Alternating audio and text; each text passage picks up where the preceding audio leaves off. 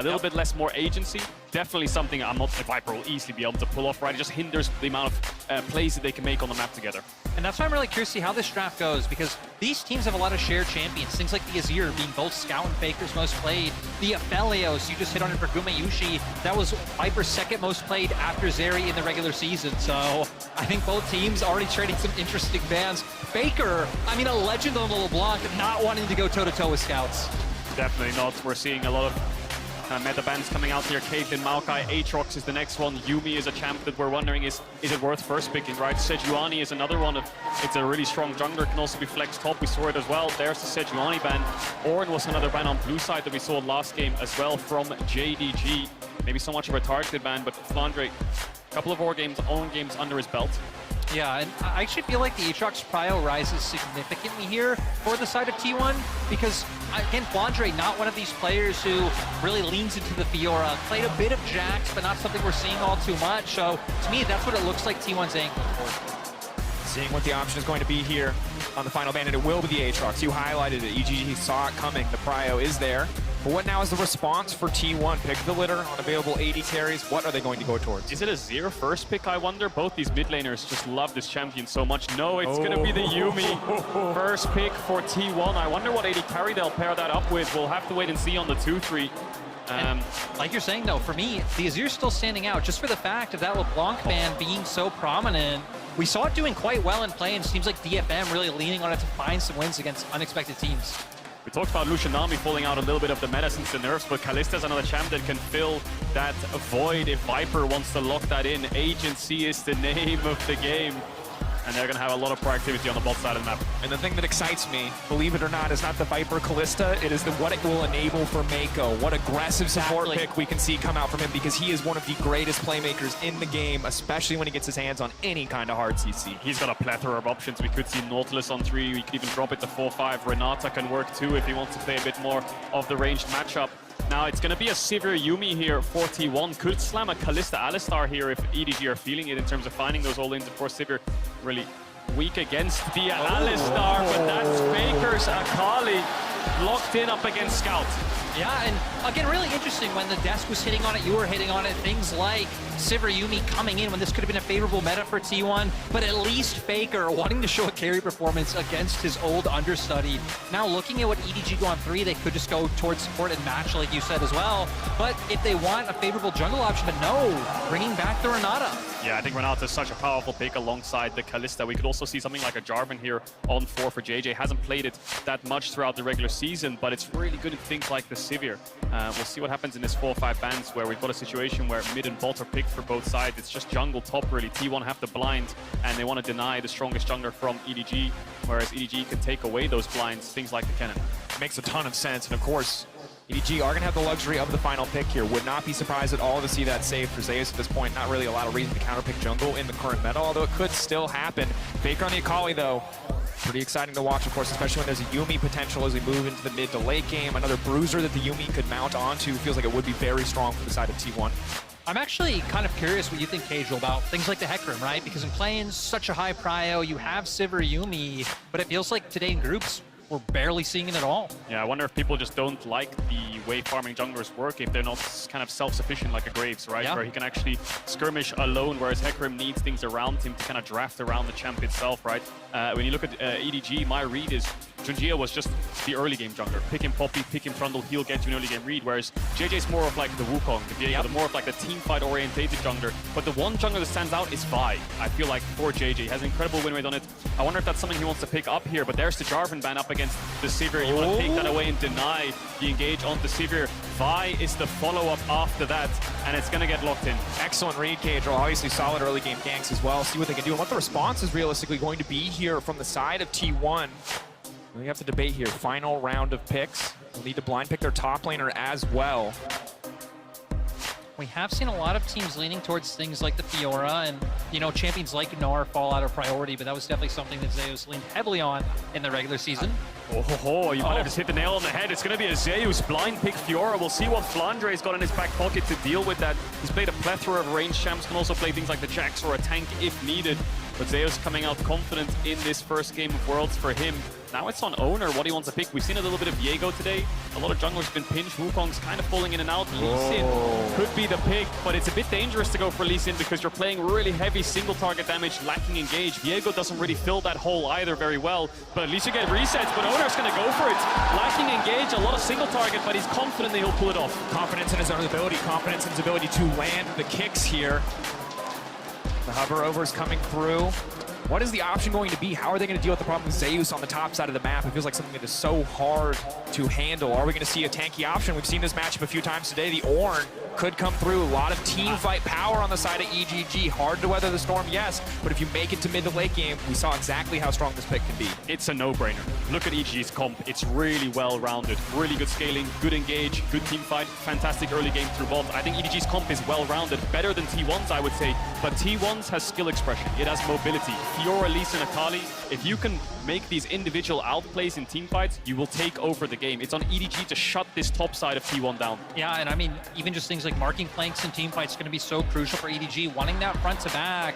And again, for the side of T1, I think things looking pretty solid, especially Oner on the Lee Sin is something I'm absolutely terrified of seeing. Playmaking is the name of the game for T1. Side lanes is the name of the game for T1. You touched on it, flanks as well. These are the things that EDG need to think about when they approach Dragon Pits. There's going to be a flank from Lee Sin. Faker is going to look for the flank as well. Zeus is going to be hitting your tower, so you're going to be under pressure. If they can keep calm, their front to back is stronger. It's just on T1, how much can you work with? How much can you perform with? How much can you pull off with this draft? And we've seen how hard it can be if you don't get ahead on compositions that scale, or against a composition that scales so well like EDG's, how the game can fall apart so quickly for you. But there is a Yuumi on the opposite side. There's a Fiora, there's an Akali to mount up onto. If T1 get an advantage, this game is going to feel so incredibly impossible for EDG. I feel like drafts have like a skeleton that kind of check them out. Early game that can bridge you to the mid game that can get to the late game and engage, right? These are the 3 or 4 things that you think about in a draft to make it well-rounded. The Kalista will get them to the early game, the Azir will get them to the mid game,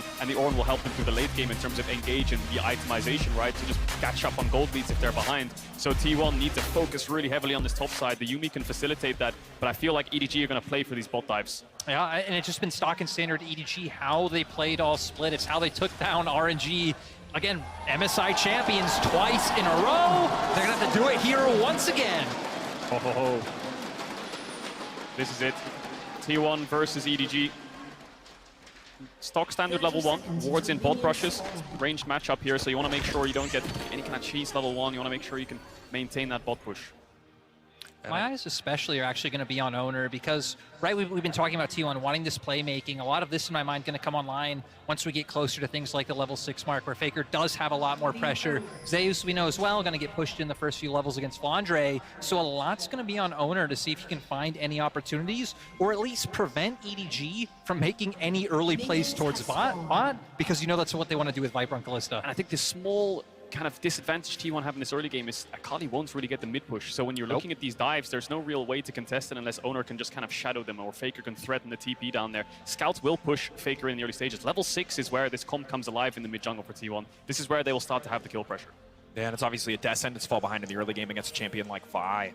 Getting that ultimate online against a champion like Akali, limiting her ability to outmaneuver, get around some of these abilities. That said, looking on the top side, Zeus opting for the Ghost here, can chase Flandre down in a long side lane. If we have a game similar to what we saw previously where a tower goes down early, it's not going to be quite as easy for Flandre to just sit in lane and weather the storm. Early trading in bot, that second brush helping them out to gap close onto Gumayusi. And Oner is pathing down towards that bot side, JJ similarly. So T1 not looking for options top, they're looking to defend their bot lane in the early stages, and then I expect them to start playing through mid and shutting down Scout. Faker will start to walk up, and of course the sustain the Akali has makes it so pushing her out of lane is quite difficult. Scout can get the push whenever he wants if he just puts 3 soldiers down and starts hitting the wave, but Faker will just have to micromanage the way Scout plays this lane, try to stay as healthy as possible, and look for a good TP back on a good item base. Zeus now stacking some top waves, or really hard to trade level 1 with the Fiora because of the vitals. Yeah, and I'm kind of curious to see what ends up happening, especially like we were saying with Oner, because now EDG can be able to get this wave into turrets, so could potentially set up for a bit of a bounce and bring JJ down to find this kill. But Oner, I mean, shadowing like we said, right? Because I feel like that was a big part of what we need him to do for T1 to get to the point in the game where they're hitting that power spike. And while, of course, they probably could have predicted that Oner would be pathing down to the bottom side, spotting him out there with the Sentinel from the Kalista does certainly help. JJ now moving down as well. See if this is going to be a point of action on the map. If both junglers are going to stick around for now. Viper and Mako, no surprise, keeping the pressure up. Guma really going to struggle, and historically, Kalista feels so good in the Sivir because when you push Spell Shield as the Sivir, there's no right answer. Yeah. You're always just going to get eat 'em. It's a difficult one. Or an ult, whatever it may be, something's going to hit you no matter what, right? So Faker getting a little bit chunked out here, Scout having that push, and when it comes to setting up these bot dives, it's very easy to say on paper, just dive bots, right? Yeah. But it requires a lot of setup. Viper needs to stack these waves into Gumayusi, make sure he can't step up to clear them, and thin the wave before it pressures, and then JJ needs to be around, and Oner needs to be marked to make sure that it's on a 3v3 dive. So we'll start to see JJ move down towards his bot side. We expect after this bot side crabber, look for a little bit of information as to where Oner is, who's actually just gone for a full clear. He will hit level 4. JJ is quite close to it. They will meet each other, and JJ will lose that 1v1. So playing a bit careful, playing on information, and T1 will spot out EDG's jungler. You can see advantage for Oner, but he's going to be forced to stick around here. While this wave will be set to crash into the tower. EDG not going to fish for the dive, but just going to keep the pressure up here as Oner he's on survival duty. You know, he's just going to get bullied around. Oh, my Zeus, that's clean. He just riposted the kind of like knock-up that the Oren Q does for a frame of a second to stun Flandre. So good mechanical play there by Zeus. And the more that this lane is in isolation, the better it is for him, right? If it's all about Oner covering bot and JJ threatening it, the Fiora will just find an advantage on her own. TP's coming back here from Scout and Flandre. And interesting, we're already seeing double Grievous Wounds item coming in for Scout and JJ both. Of course, important to note that with the Doran's shield healing, with pots, with Second Wind coming in, and the Resolve tree, you're going to mitigate a lot more healing than you might initially expect. It does help you keep up lane pressure and lane advantage. Even base health regeneration, right? It just stops a lot of that innate healing. Scout's feeling confident with Faker walking up there. Going to use the E aggressively, of course. Can use this dash aggressively when you're close to your tower because you're always going to be safe. When you have to push, a little bit more risky, but not much action here. EDG looks for that bot dive. They fished for it. They looked for Oner. He was there. They can't pull it off. And Zeus still has TP here, just looking for plates, ignoring the Ornn, just taking Demolish into the Ornn because Zeus knows that even if he gets the half HP here, he's TPing back anyway, right? So not in any threat. And I think the thing is, so often when we think about dominating topside matches, we think about solo kills, these big explosive moments, but this is Zeus just dominating without needing to get that solo kill, getting that tower, having this massive CS lead already. He's going to be a massive problem in early skirmishes around the top side. Herald is going to be so hard for EDG to contest, and thus Ornalt is perfectly hitting 3 targets. Yeah, and I feel like that's something where for T1 that they're kind of banking on right now. You know, their bot lane's kind of fine, just chilling in the bot side. They are falling behind on CS, but it seems like that Herald is Scout. This is getting spicy in mid lane. Needs to be careful. Doesn't have the TP, so Scout's winning out on these trades really hard. He's popping the potion right now, but Scout will slow stack this. The more he can spot out Faker, the more he'll decide on what to do with this wave. The longer Faker shows, the slower he'll push this wave. When Faker doesn't show, he'll push it in as quick as possible. Faker dings over to level 6, and with this pressure mid and pressure bot, EDG setting up for this dragon.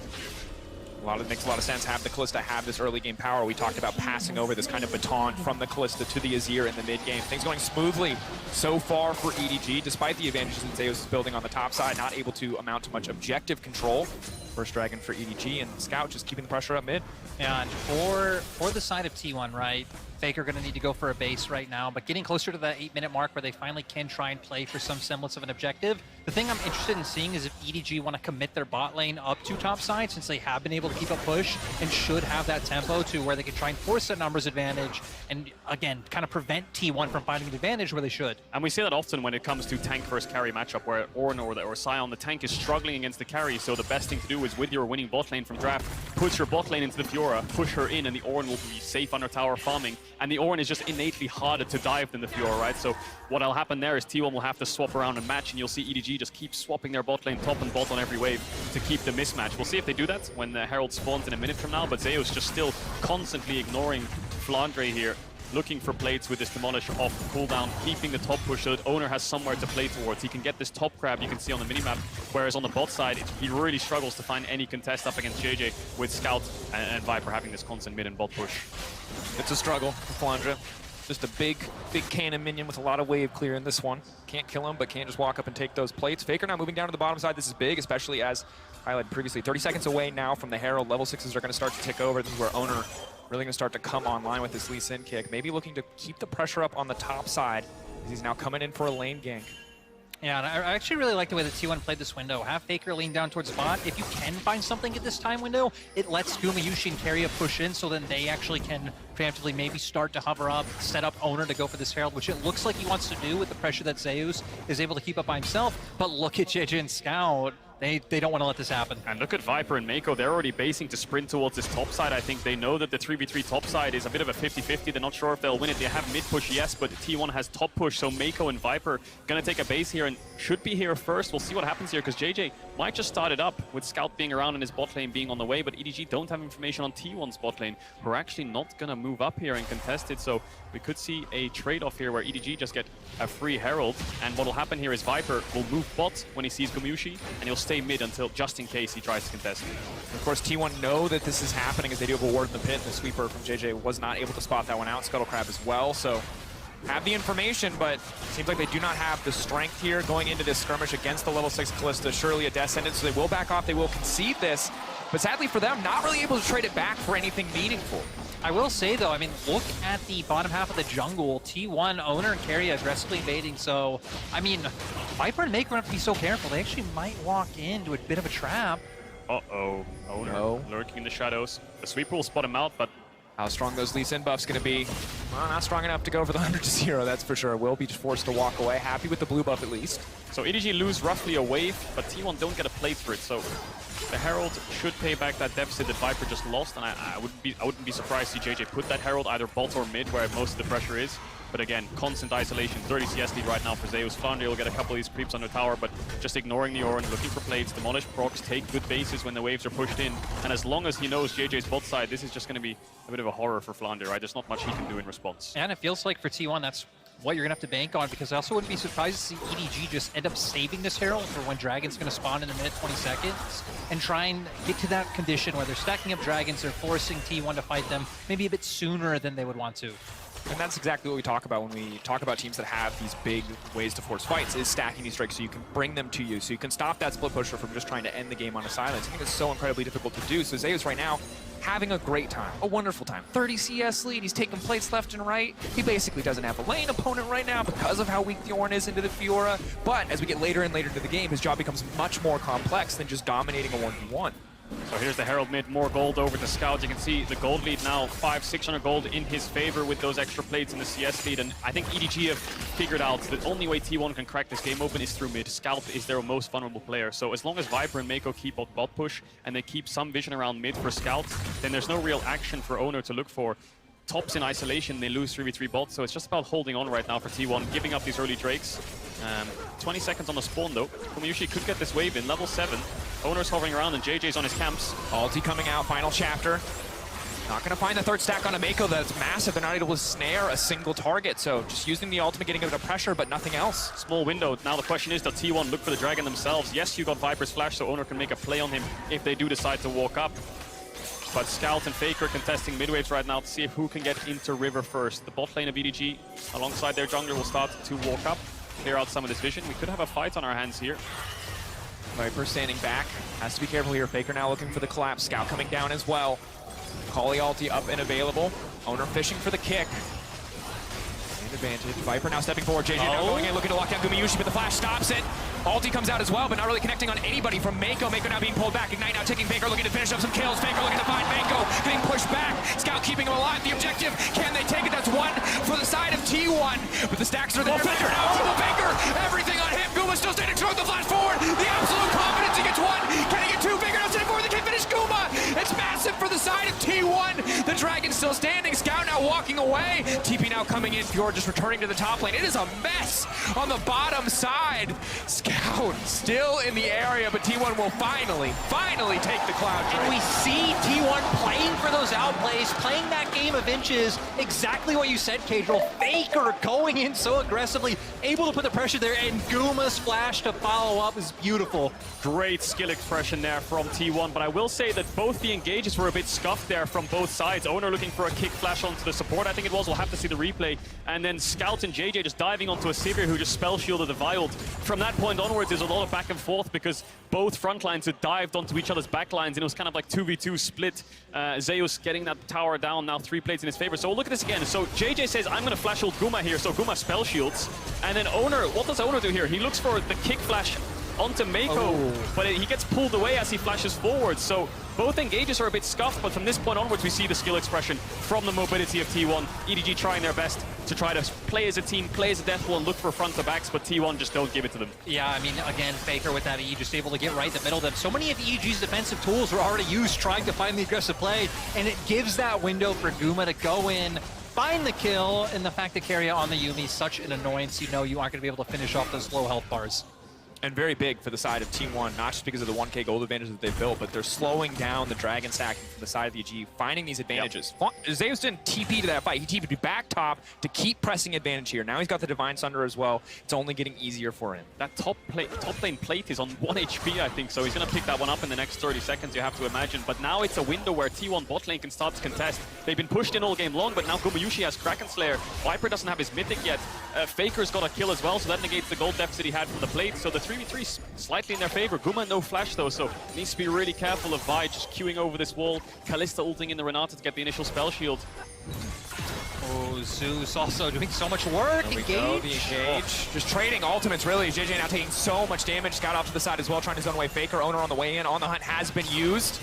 Prowling projectile connects on JJ. They cannot let that hit the Vi. Will dash out just in time as the tower falls topside. T1 are getting everything that they want across the map. They really are, and you have to question what JJ's doing there. He just ulted into a Sivir spell shield again and got nothing. Sivir just ulted away, spell shielded the ult, and just kind of ran.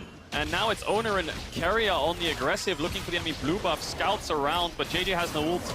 And it looks like bases are coming in for the EDG bot lane. So now this side of the map that T1 was losing, they're now winning both sides. Yeah, exactly. I actually love the way that T1's playing this. And it feels like, you look at EDG's comp, right? Again, there's a ton of scaling. You have an Ornn, you have an Azir. But I don't know how they're going to get Viper going when Faker now is putting up so much pressure in the mid lane. He can just constantly lean down. You see them weaving in, getting the vision, not allowing the push to come through. And it goes back to something that we were hitting on earlier, that it still leaves Zeus and Flandre in that 1v1, which is exactly what T1 want to go on as long as possible. And you can see it's almost a 2,000 gold lead there for Zeus in this isolated 1v1 just purely from the plates.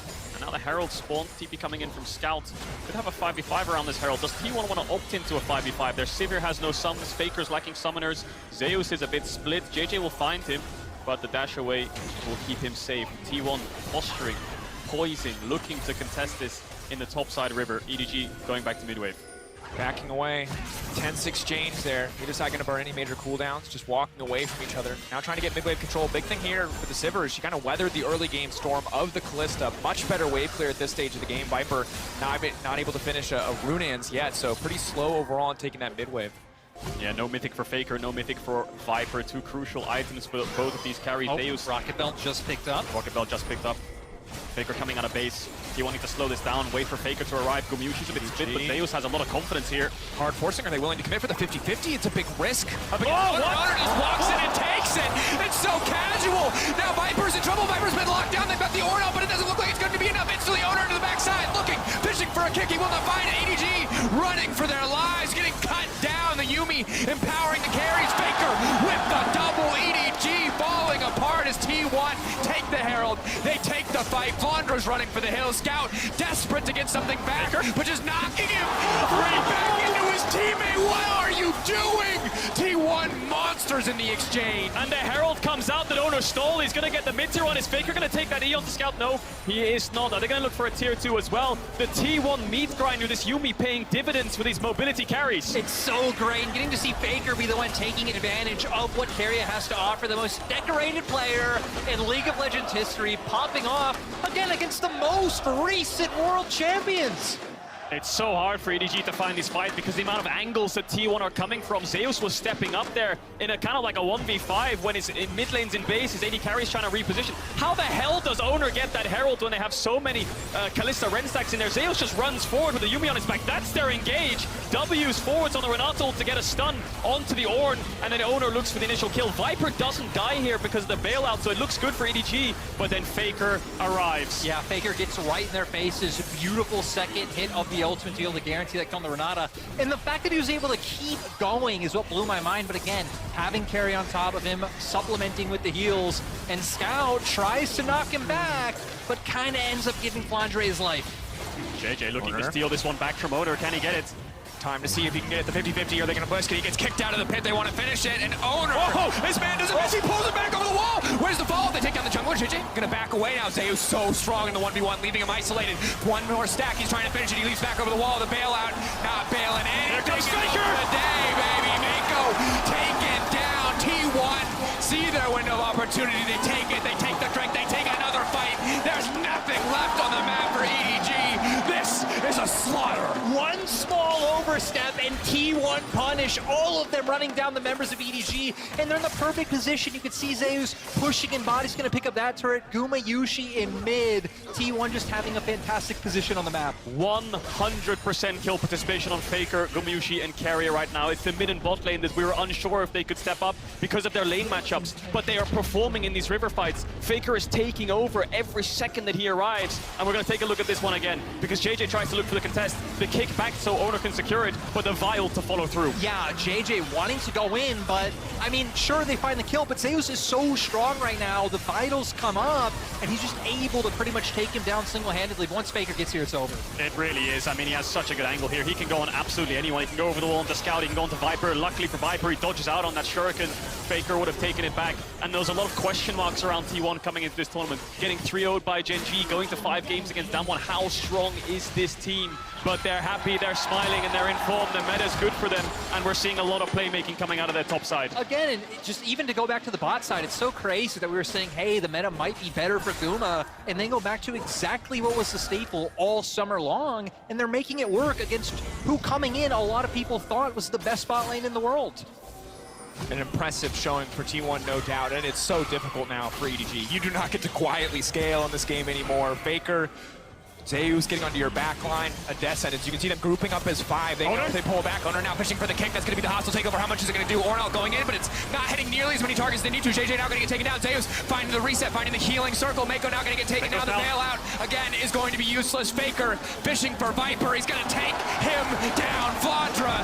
Oh, it's just like the laning phase, but this time so much worse. T1 and Faker dominating. It's the solo lane. Faker might be in trouble, though. He's going to get taken down by Scout. A little bit of revenge there for EDG, a consolation prize despite losing 4 members. Scout standing tall, but they're going to lose this bot tier 1. It's Zeus and Faker just running through EDG right now. Yeah, and it doesn't matter that EDG do have all these AoE tools to be able to take a fight. Again, they're falling behind. They're losing control of the map. T1 are able to come from so many different angles, and they're just making it work. How are you going to hit an Ornal on all of the necessary targets? Yeah. Akali is so mobile. Zeus with the ghost, he can walk around it. Sivir with the ult. At this point, now that they're behind, it's so incredibly hard to play the fights as we see here. And it looks so good because Oner goes in, gets knocked up straight away from the Vikyu, and then dies. So it's a 4v5 from the get-go. But like you said, the Ornal goes wide. Carrier's on top of Zeus. Faker's pushing Viper out, and Gumayushi's free hitting. So eventually, with the fight being so split in a front-to-back comp with Ornn and Azir, they just dominate you with their mobility. Zeus just diving Flantre right now. And as much as we talk about the top side of T1, I want to give a huge shout out to Carrier on this Yumi, right? He's also on 100% kill participation right now. He's a full AP Yumi with the Ludens, 10 stacks on the Dark Seal. This Yumi does a lot of damage. I do not expect any team to let Yumi through against T1 again. Like, you just cannot let this happen. We were like, hey, Carrier on playmaking support's going to be so huge at Worlds, but still able to make this work as well. And now, I mean, EDG are just in such a hole. For T1, I think just looking to play out through sides, you can already see both top and bot wave pushed in, try and get some semblance of control in top side jungle so they can start making play for the Baron. Collapsing onto Zeus. 4 members here trying to take down the top laner of T1. Surely he falls. Knocked down, shut down for EDG. Baron up, TP coming out. EDG instantly pull the trigger. They know this is their window of opportunity. They may concede mid for it, but they have to get it done. But Oner, already 2 smites this game. He has been clean. He has been undeniable in these objectives. Will he find another? EDG have the Ren, they have the Kalista, they're stacking them up. It's a 4v5 for T1. Faker is alive. Gumayusi, Oner, and Carrier. Can they do it? Should be impossible. They managed to make it work. It's so close in the exchange, but EDG will take the Baron. Faker onto the backside trying to finish off Scout. Faker, can he get it done? He goes in. He takes down Scout. That's going to be 1. Oner waiting over the wall. T1. Guma now running. They're split. They've been knocked down. They might just be knocked out. TP coming in from Faker for the triple for Guma. The 4v5, they pulled it off. Faker got incredibly low at the start and they didn't manage to get the steal, but EDG were like fish in a barrel in that Baron pit. T1 once again just have the number of their old rivals, completely stomping EDG. Are they going to look for the end here? 10 seconds on Scout. We're 22 minutes into the game. This is the world champions. T1 are on to the Nexus towers. T1 tearing through the Nexus.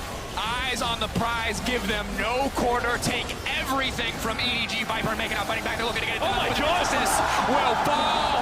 22-minute victory. T1 unleashed on the international stage. What is this T1 team? The second they got a lead, they just didn't let it go. And my God, their team fighting with this composition was almost flawless. They have silenced all the doubters already on day one here at World's group stage. Incredible performance from absolutely everyone. Doubts around Gumayusi, picks the Sivir, does his job fantastically. Carry as Yumi, the mobility of the top side. EDG, despite having this good, well-rounded scaling comp, just had absolutely no answers to the skirmishes and the aggression from T1. Second fastest game of the tournament. And Zeus is a promise realized. We knew that he could dominate Flandra if he was set up to do so. He absolutely did. Left on that island, he built an incredible individual advantage. The rest of the team, you've weathered the storm now. Gumayusi and Keria against Viper. That's it. That's the storm, bro. And it only more to show here from T1. Incredible performance. Again, just so huge to see. I mean, right, we will get to see them play again, so EDG will have their chance for revenge, but just the way they did it. Teams of this caliber, though, once they find leads like the way T1 did, they just don't let it go. And I mean, heck, again, right, it's been so long since T1 have been able to like pick up a trophy, pick up a championship. If coming back now, having the meta shift go in their favor, Faker saying it, he's back in NA. Last time he was in NA, what did